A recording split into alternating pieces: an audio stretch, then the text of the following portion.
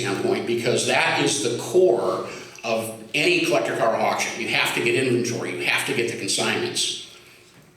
And that is a major chore, especially when we're doing well over 30,000 vehicles annually like we are.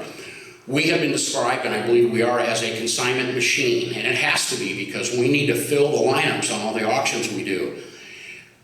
I'm going to do this from memory. What we've got coming, we had 4 collector car auctions so far this year: Houston, Glendale, which is Phoenix, Tulsa, which is just last week, and Kissimmee. So 4 so far. Coming up yet, we have Orlando, Harrisburg, Pennsylvania. By the way, after a 2-year absence because of COVID, we're back in Harrisburg, looking forward to it. Great folks out there. By the way, about 25% of the nation's population are based within a 4-hour drive of Harrisburg, Pennsylvania. That is a very vibrant, heavily populated part of the country. Monterey, California, after Harrisburg, will be down to Dallas in September. In October, ready for this? We've got 2 auctions in 2 locations: Chicago, Schaumburg, our annual event there, kind of our homecoming auction. And we're also going to be in Chattanooga, Tennessee on the same weekend. We're doing 2 collector car auctions in the same weekend. Only one will be televised, the Chicago Schaumburg, and that we've never, in 35 years of business, we've never done that before. We've had other auctions, tractors, road art, which is what we call memorabilia, motorcycles may overlap. We've never had 2 car auctions overlap. This will be the very first time. We do have 2 stages, and we will split the crew in half, and the TV end of thing, as I mentioned, will be at Chicago Schaumburg. But that's going to be a lot of fun to see how that unravels. And our Chattanooga auction is in conjunction with the Chattanooga Motor Car Festival, a huge and growing car event down there in that area that is well represented by Chattanooga business leaders and a lot of major sponsors, including Coker Wheels and Tires and others, to put that event on. And it'll be the 2nd year they've asked us to come back. Unfortunately, it was right at the same time we had Chicago Schaumburg. We initially said no, but after some thought and some planning sessions, we decided to give that a go. Anyway, in November, we'll be out in Las Vegas, and then we'll finish off the year in Kansas City in December. Before we rev up, you ready for this? Before we rev up to Kissimmee, 2023 in January, the Orlando area, with an auction that, as of today, has got an almost 2-week and 4,000 car schedule, raising the bar. And let me tell you just briefly why we're doing that. We go back to this year. This would be calendar year 2022. Mecum Kissimmee was, after it was over, ended up to be the world's largest single event collector car auction in the history of the world. $217 million, one auction. The former record was by RM Auctions in 2016 out of Monterey at about $172 million. But $50 million of that was for one car. It was a 62 Ferrari GTO. So if you back that $50 million car out of the equation, obviously that number drops. So at $217 million, almost a $100 million increase from Mecum's previous Kissimmee auction in 2021, which was a record at that time period. Does that give you an indication of the massive amount of growth, not only of what we're doing, but what the collector car market in general is doing, all under this wild pandemic world? And that's another topic maybe for another time. But let me just say that the consensus is owning a collector car or collecting cars in general has become a priority bucket list item for a lot of people. Because we're starting to be a lot more concerned about our mortality and both short-term and long-term issues. We don't want to put it off anymore. A lot of folks aren't. I was always the one to jump in and get what I wanted when I could, and I'm glad that I did because I've had a lifetime of enjoyment of these cars. But there's a lot of people getting into it now because they just don't want to put it off anymore. And during this time period, probably there are worse places to put some discretionary income than in collector cars. I've got 7, and I'm very happy and content and satisfied that they're tucked away for me to drive and enjoy and lavish over, as opposed to having that money either just sitting in the bank drawing nothing or in investments with big question marks about what the value of those might be worth. But didn't want to get sidetracked off of that, but I thought it was important to make those points that this perspective is what's driving this market, both from a buyer standpoint and from a seller standpoint. As we continue to talk about consignments, one of the reasons why the collector car market is so strong right now and so vibrant is because so many great cars and collections are coming into the market that would not normally be coming onto the market, except for the owners are feeling this is a really good time to sell, and it is. 22 collections at our Indianapolis auction, which was a record this year in May. Over 40 collections we had down at Kissimmee, Florida, which was also a record. When we have great success and results with collections or single type vehicles, I will predict that this year we'll be having a lot more really nice 1965 Buick Riviera GSs across the block as a result of that crazy high sale. It's almost like we don't have to advertise because the word gets out and people say, hey, you know, I want to get mine. What do you think mine is worth? And that's fueling the market, and that's good for a buyer, despite the fact that prices are high, but there's some really great cars coming out of the market. And if history teaches us anything, and that is a great car, you can almost, this is oversimplification, but I think you'll get my point. A great car you can almost not pay too much money for, because a great car will always be a great car. And we've proven that to be the case over the past 30 years. I mentioned where people are saying, you know, back 30 years ago, oh, what's going to happen in this market when us boomers age out, the grain in the market, we're all getting older, blah, blah, blah. But what people don't realize is there's a new wave of enthusiasts that's aging at the same rate that we are. 20, 30 years from now, it'll be the same age demographics as we have in this room today. It's just going to be a different cast of characters. The market is transitioning. We have proven that. We've seen it time again. I think a lot of it has to do with the popularity of the current generation of performance cars, whether it be the European cars such as the Porsches or the C8 Corvette, which is a huge success as we know. Challengers, Camaros, Mustangs, all putting forth a kind of a retro theme performance from the old days. Those buyers typically trend a little bit younger than the average collector vehicle demographic, but those owners of those cars, they look to the past. They look to the past and they admire it and they appreciate it, and they are starting to collect and they are starting to buy some of the vintage cars to have bookends. It's a real phenomenon. It's not an agenda to promote the collector car market or auctions or anything else. These are the facts as we're seeing them play out there in the marketplace. So you're a consignor, you've got a car you want to sell, or you've got a collection that you want to sell. How does it work? It's surprisingly easy, which is one of the reasons why the auction environment is so popular. Step one is obviously you get a hold of Mecum and you realize that to get a vehicle in, you pay an entry fee. And an entry fee is going to range anywhere from $350 to $1,500, depending on the value of the car, the specific auction, the day and the time. And I will tell you that as the world's biggest auction company, and as an auction company that promotes and recommends placing a reserve or protected price on their vehicle with no obligation to sell it once it gets onto the auction block, it's about as stress-free and anxiety-free an experience as it can possibly be. I'm going to talk about no reserve in a minute, why that has proven to be so successful at our auctions recently. But the core and the pillar of where Mecum auction became so big and so popular was being able to put that protected price on the vehicles. But that price and that value and that target, that needs to be discussed between the auction company and the consignor. And I'll give you a reason why. Let's say that you've got a car that you think is worth $50,000, and we think it's worth $40,000. And you call us up and you say, I've got car XYZ. What do you think it's worth? Oh, I think it's worth 50. And we say we think it's worth 40, and so then what do?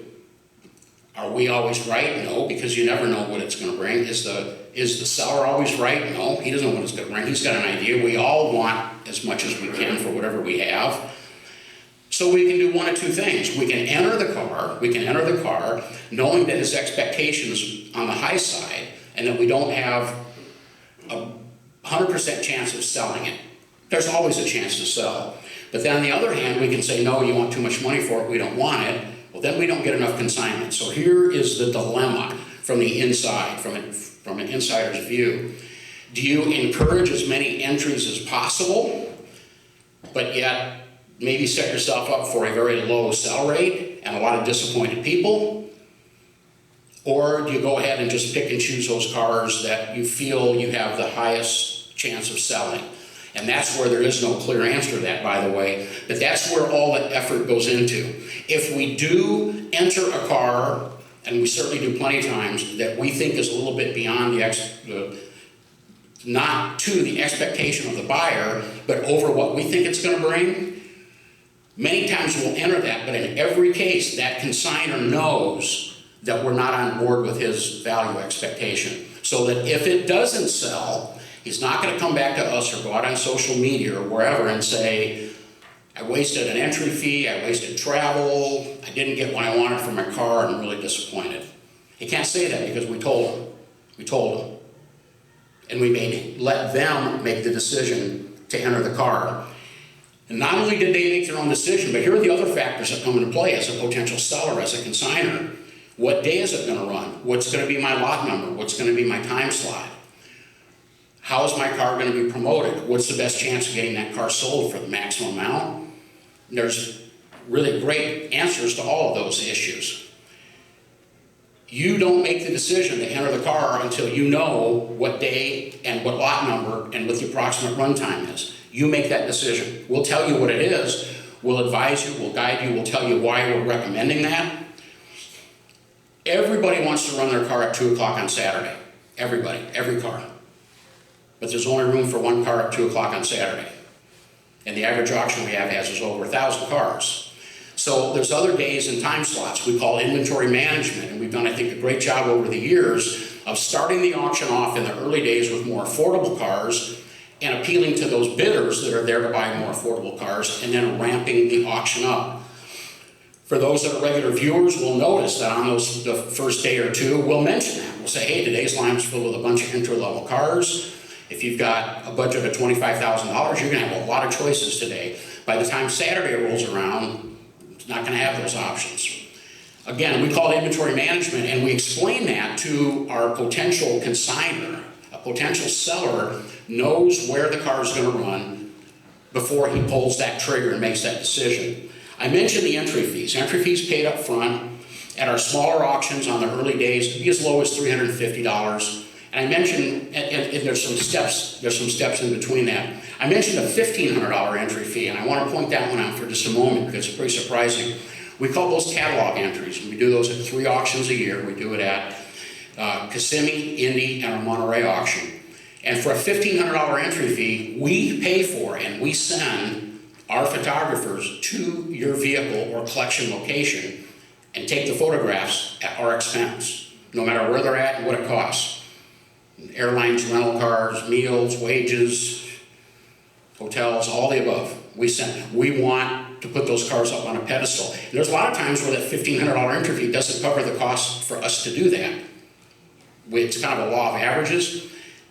But in every case, we know that we've got high quality, standardized images of those cars, pictures for our promotion, and that is going to, odds are, that's going to increase the chance of us earning our commission.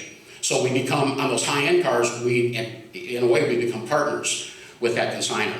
So people say $1,500 for an entry fee, that's very special. Typically, that would be for a 6-figure plus car or a big collection, but it also depends on the specific car. Could be a car that would be less expensive than that might have a great history or a story to tell. Again, you make no decision, no commitment until you know exactly when your car's going to run. We do not pressure anybody to do anything, nor do I as inside, nor do we talk anybody out of selling their car or their collection. You have to come to terms with the emotional aspect of selling your cars before we want you to literally sign on the dotted line. We don't want to be part and parcel of that. We want to sell it if you decide that it's time to sell, and we're going to give you a lot of information, good and bad, very objective, on the pros and the cons of that, but we're not going to pressure or talk you into selling your cars. And sometimes, and I'm not exaggerating, sometimes the process between an initial contact and an actual sale can be years. It can literally be years. So, all right, so you can sign the car, doesn't matter the price range. You can sign a car, you get it into the auction. The number one thing that you can do more than anything else, forget anything that you think you might know or what you've heard or what you've seen. If you remember one thing, it will pay off. Enter early. Enter the vehicle early. What's the definition of early? At least 4 months. 3 months is okay, 2 months is acceptable. A month is still pretty good, but if you want to get the maximum exposure and you want the opportunity to pick your best day and time, you want to get it in the auction early, 4 months in advance. We have graphed it out. I don't have an image for you, but it's easy to visualize. We have a graph that shows that the earlier that the cars entered, the higher of a percentage of sales we have. And I'll give you some of that data. Pre-pandemic, the sell rate at a reserve auction, at a Mecum auction, was anywhere between 60 and maybe 72%. If we were 65 to 72, we consider that to be a big success. Anything under 65, we're a little disappointed.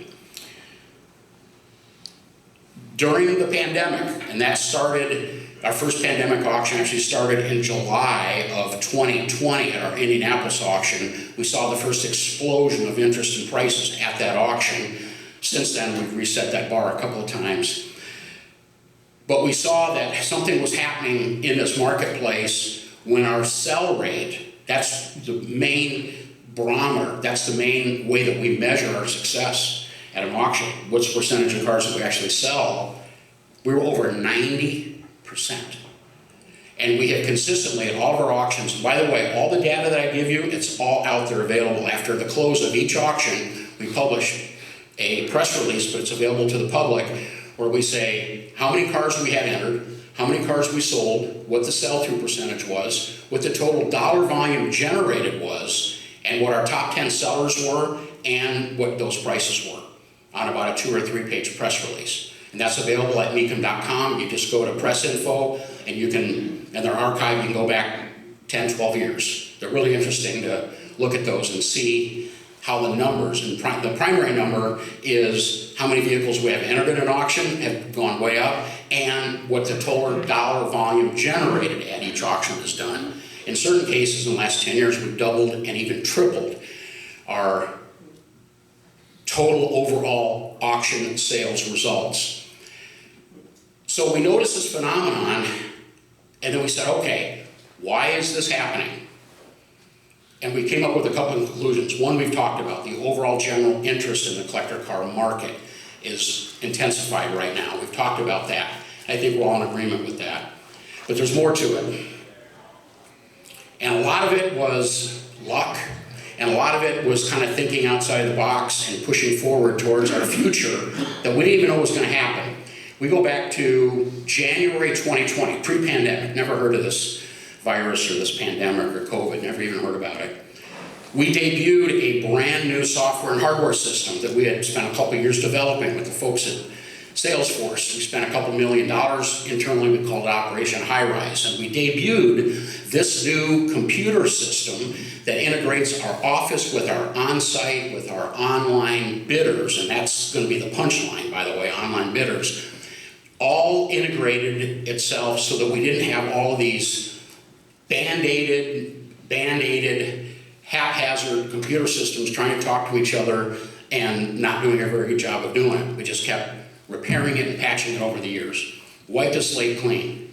Well, here we go, starting in March of 2020, the pandemic era, and we are now set up for a reliable, fast, streamlined online bidding process. So here's what's happened. During the pandemic era, our online participation used to average anywhere between 3 and 5%, is now running about 25%. A big difference of the increase in our sell rate is because we're much more efficient now with our online bidding. So if we put everything together, what are we known for? We're known for exciting, live, successful auctions with a live crowd and a television show. But we've also got the bases covered for seamless online bidding as well, and of course telephone bidding as well as another absentee option. All of that kind of played out by luck But maybe in the back of our minds, we knew this was the way the future was headed, that there would be more online participation. Bottom line to this little tale is we've got both bases covered. If somebody wants to buy online, we're set up for that. And we've also done some, just in the last 2 days, a little revision that I want to get into on how to get set up for that. It's very simple. Without ever thinking that maybe the future would go that way as quickly as it did. So we kind of lucked out on that, but obviously we paid a lot of money for that investment. So in regards to this whole online bidding thing, we believe, I don't want to make it sound like a sales pitch, that we have all the bases covered. You're going to have exposure to your vehicle, to the live bidders, to the online bidders. You get it entered 3 to 4 months in advance. It's going to get massive exposure to literally a world market. Not everybody has to be present to bid. You want that vehicle out there simmering, getting exposed. It doesn't cost any more to enter early than it does to wait till the last minute. We've tightened it up for our absentee bidders. We used to have a bidder registration fee of $200, whether you were a live bidder or a absentee bidder. And by the way, for GTOAA club members, because of the relationship we have, you get half off of a bidder registration. So instead of $200, it's $100 that gets you and a guest into the auction for all the multiple days. At a long auction, that's really good value because you end up spending about $10 or $15 a day to get both of you guys into the auction for signing up as a bidder under your GTOAA privileges. There's other clubs we work with too as well as that, but I think GTOAA may have been the very first club that we started that relationship with going back, I believe it's been about 3 or 4 years now. When we started, we actually used to do it, we used to do it comp, we used to do it for free. If you're a GTOAA member, you got in as a bidder for free. But we had to tighten up on that, so now it's half off. But recently, in the past 2 days, we got an internal memo that we have changed our absentee bidding fee. Instead of it being the $200 regular registration fee, if you're going to be online only, it's only $100 per auction. It's a pretty good deal. Complaints from some of the online bidders were saying, why do I need to spend $200 when I'm not there? And we listened to them and we adjusted it. We've also announced a $400 per year standard bidder registration that will allow everybody to come to all auctions with a guest for the course of 1 year for a flat $400 fee. Pretty good value also, versus $200 for the standard fee. So that's been adjusted. And then our gold membership for a gold bidder, which allows for some perks. And it depends on the auction, but you'll get to have seating up front at all auctions, but it might include some beverages, some meals, maybe better parking. That's what we call a gold bidder, and that's $500 per auction. So that just breaks down, I jumped ahead of myself a bit, but that breaks down the bidder registration fees. But my point is what we're doing is we are refining and we're encouraging more and more online participation because we want to be known as, if you want to buy a vehicle online, we want to make it easy and convenient. You want to buy a car in person and enjoy being there live, we want to make that as well. There are other auction companies out there, some very successful, that are strictly online bidding only. And we know who some of those big ones are. They're getting a lot of notoriety. One word of caution, and I know there's people in this room that have used some of these online bidding companies, is essentially once the bidding is complete, it's now up to the buyer and the seller to complete the deal. The seller still has the opportunity to inspect the vehicle, say yes or no. He has to go pick it up. He has to pay for it directly to the seller. At a Mecum auction, that's one reason why we make our fees, which I'll talk about in a moment. We take care of all of that. You're not in any danger of the deal going south after a lengthy and perhaps even stressful bidding battle where you think you've gotten all this money for the vehicle and the next thing you know the buyer says, no, it wasn't as described, I'm out. And it's my understanding that on some of these online auctions, it's as much as about maybe 25% of the deals end up not being completed at original time. In the Mecum auction world, the deal is complete a near 100% of the time. Another reason to deal with a live auction company that's dealing with people face to face, whether they're online or whether they're there in person, we stand behind our ability to vet out a buyer and we take care of all of that. We become the middleman. We become your advocate. And that's all part of the package. So let's talk about fees. This would be both from a